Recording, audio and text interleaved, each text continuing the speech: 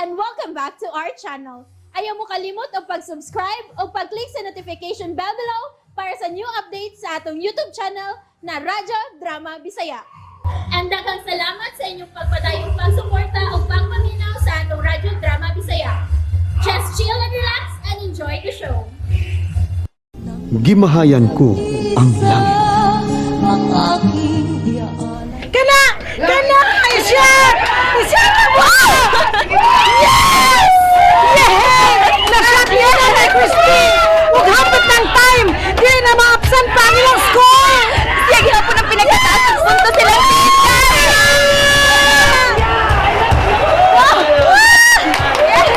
Time! Dahil na sa team nila ni Rinan! Si Rinan gihapon ang hero sa ilang team! Oo, yun! Dini ka na, Laura? Doon ko na nga kung hinigugma. Sige, dahil, Chris. Ay, basilan. Kano sa pamantaw ni sila magminyo, oy. Namura naman ni sila magti-ayon, kaya nag-live-in naman. Abi ni Buhan, proud kay ko nimo. Kay ikaw na sa pagnahimong hero sa inyong team.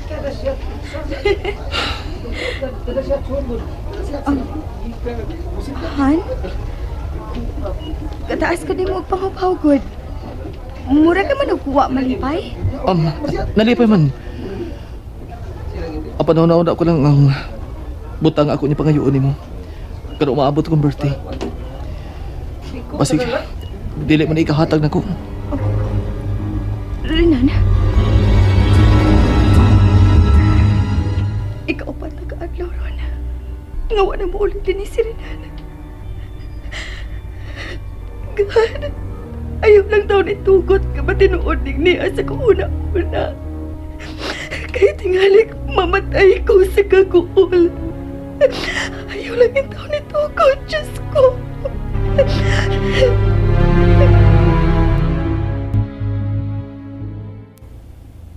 Rinan, sweetheart, dili ko gid kaligayan nga mabati og kapalaka og kahadlok nining ato relasyon. Usa ka unya ang patiun sa imong hinikugma. Kung masayon siya nga may lain ka ng uyab.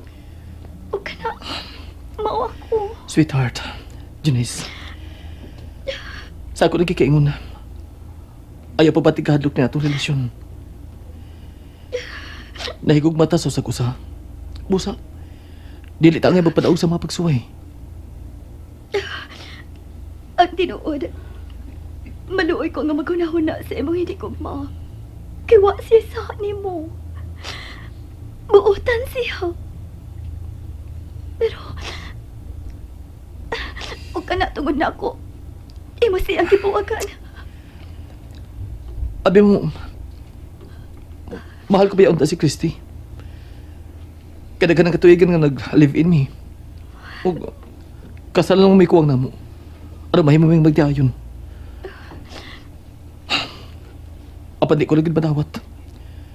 Nga di siya magkatag anak na ko. Sa sinugdan, sa dihang usa nga to sa duha ka doktor lang among giduol. Umisulti nga, dili siya magkatag anak. Ingon sa di pa ko makatuo. Kaya basig, nasayop lang sila. Apan sa dihang dagan among giduol nga doktor, umisulti nga, dili ko siya magkatag anak. Diyan ako magkumbinser. Nga dili siya magkahatag sa gusto ko. Makaluluoy siya. Apan mas labaw kong mag-uol og maghila kung mawaha ka pa na ako. Basta, naluoy man tuod ko niya. Apan mas palabihon ko nga akong kaugalingon nga malipay. Tuod kay kimahalo kung mako ikaw rin. Kana, mao ka na gusto kong bation mo. Ngayon mong ipatigbabaw imugugma nga rin ako. Basta, karong Domingo po sa kong birthday, muna ako pangayon ni Christy. Nga magbuwag na may sa hingbit. Nagkakita na kong laing babae. Nga akong gigugma. O ka na, mao ikaw. Daghang doktor atong ginuol. Umisulti nga magkahatag ang anak. Busa, ikaw. Ikaw nang ipuri ko kang Christy. Ikaw, Janice.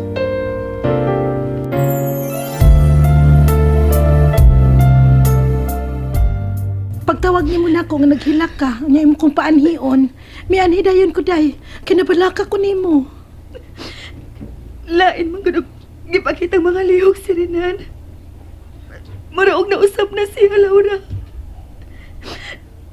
Upat na gud ka adlaw nga wala si mo ulit din sa bahay nga mong giabangan.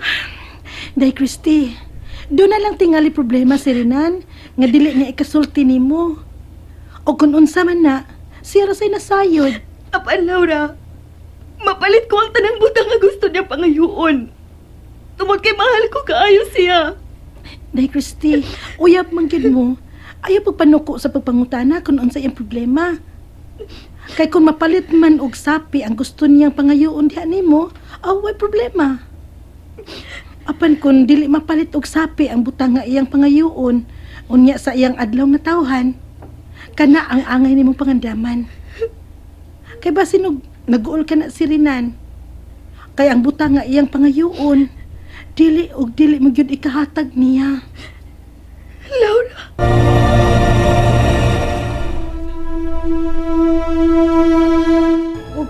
Unsa man ka nang butang nga ang buot mong ipasabot ngayang pangayoon. Nga dili ko mapalit sa kong kwarta, Laura. Unsa? Kung ikaw ang akong pangutanon, unsa ka ang butang nga angay niyang pangayoon diha nimo? Nga lisod niyang isulti diha nimo. Ha? Laura. Dugay ko na kining kiluom lang sa kong dugan. Nga unsa? Nga basig nakakita na siya og laing babae kaya gimahal.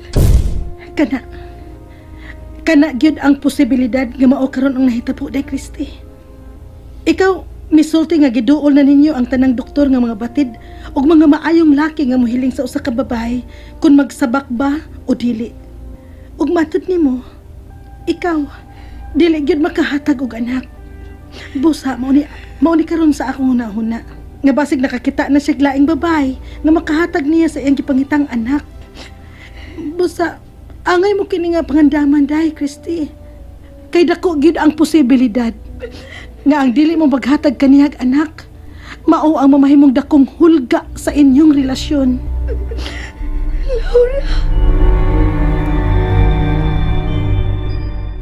Kalawang ko ni mo panghupaw. Milagro nga ning pipila ka mga adlaw. Kanunay ka nang mapakita din sa bahay. Unsa man. Nag-away mo sa imong gika-live-in, maong niya ka, kay nagbuwag mo. Daddy.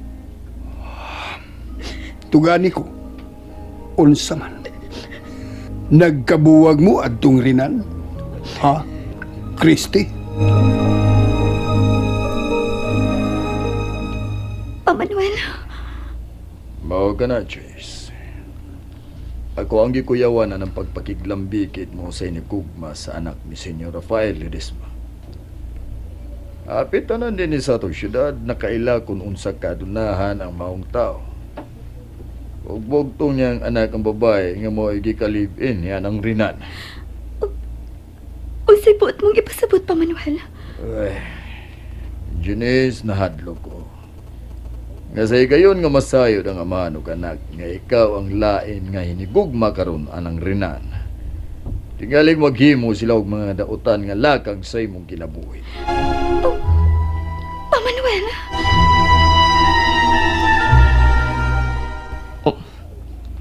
Unsa? Mao kanay nabalakan ko ining gibuhat, Renan. Dako og gusto nimo kanang Christy nga anak sa adunahan nga Rafael. Usa magkay mahitabo. Kung masayod na kanang Christy, kamaylain ka ng hinigugma, ha? Pa Paulo, mahal ko na si Christy. Apadili ko na madawat nga dili siya magkahatag na kong anak.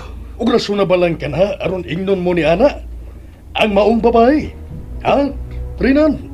Pa, Renan, dili niya sa nga dili siya magkahatag og anak. Gimbutan sa Dios ang tanan. Gamaingon siya ni ana. Og ikaw, kung tinuod ka pa untang nahigugma sa maong babae, dawaton mo ang tanan niyang apan. Kinilangang timan Renan. Wa sa tong kaliwat nga mo pasakit og babae. Oras ka mo sangput og dili maayo kining tanan sa imong kinabuhi. Ikaw rayon. Ikaw rayon unya ang mabasol sa tanan. Timan ka na. Pa Paulo.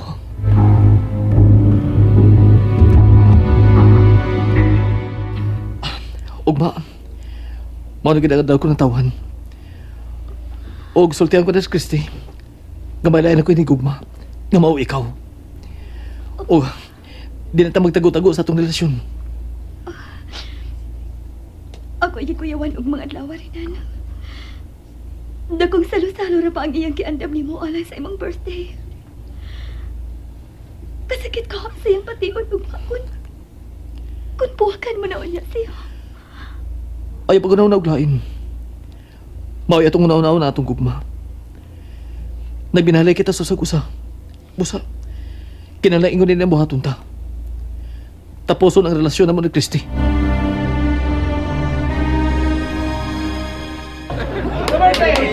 Salamat!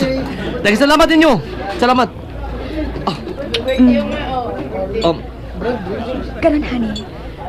Unsa pa ka na magbuot mong pangayoon ako? Unya na. Unya ko na isulti ni mo ang pangayoon ko. Kung na, kita lang duha.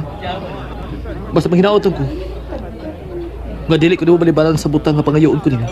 Dining adlaw ko na tawhan.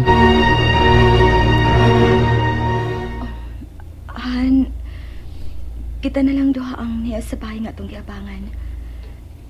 Na mauli na ang tanan ng mga bisita. Unsa ba ka nang pangayoon ni mo na ako? Ha? Christy.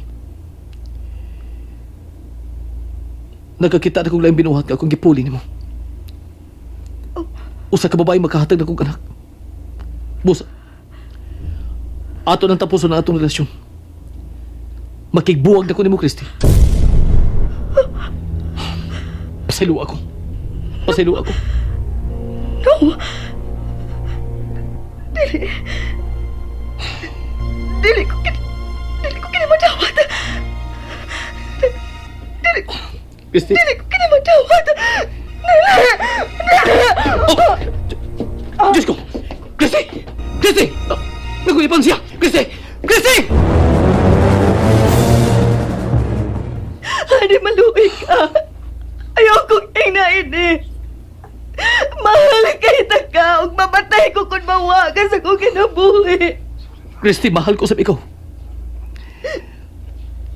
Apan ako na klase sa taong di gid magkadawat. Nga magiging babae nga dili makahatag na kong anak. Musa, di na ta magkagsulti. Kaya bisa magunsa ka pa, di na mausama akong nauna. Kinaan na. Nakakita na kong laing babaeng gipuli ko ni mo. Mahal man ka ko ni mo. Ang ako magkakalipay ang gusto mong ihatag. Bis, hatagi ko sa akong kagawasan. Kaya nga ito paragbuwag, mo'y makalipay na ko.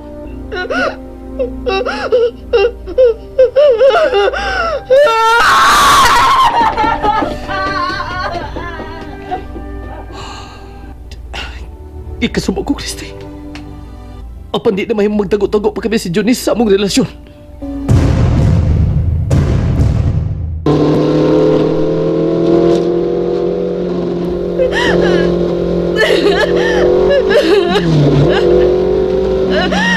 Wanay lamin ang ako kinabuhi. Wanay lamin. Mas may pagtapuson ko na lang kinigtanan. Tapuson ko kinigtanan!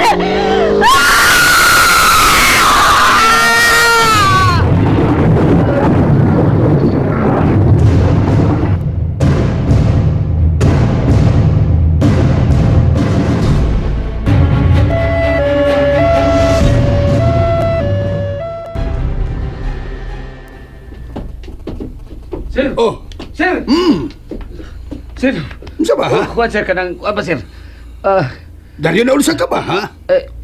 Mura ka magdunay kahandlukan. Sir, taga-hospital tong itubag ko sa telepono, sir. O nagpahibaw, sir, nga si Senyorita Christy to hospital. Oh. Kaya nabangga ang auto niyang gimanihos po. Yan, igos poste, sir. Sintro yun. O 50-50 ko no ang him ng Senyorita, sir. Duduhan ko no nga mabuhi ang mga anak, sir. No! Di kumusukmat mamatay ang bugtong kong anak! Dili! And that's it, everyone. Stay tuned for the next episodes. Bye!